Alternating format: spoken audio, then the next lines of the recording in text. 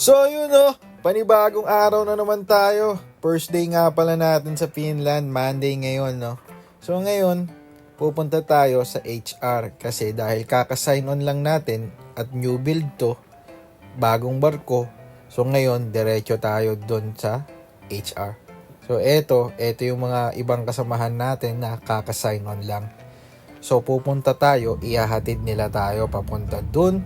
So pupuntahan na rin. So yun na nga, mabilis na video lang to So lahat ng magsa-sign on tuwing new build or startup ng barko, hindi kayo sa barko matutulog. Doon kayo sa apartment or hotel na pipiliin ng company nyo. So magandang experience din to talaga. Sobrang ganda ng experience para dito. So ngayon nandito na tayo sa HR center. Kung makikita nyo, nakita nyo naman, diba?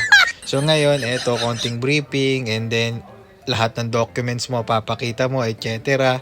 And then kailangan mo pumunta doon sa office sa kabila para magpa-ID. Syempre kailangan yon dahil for safety purposes, So eto na nga, lahat kami nakapila and then tapos na.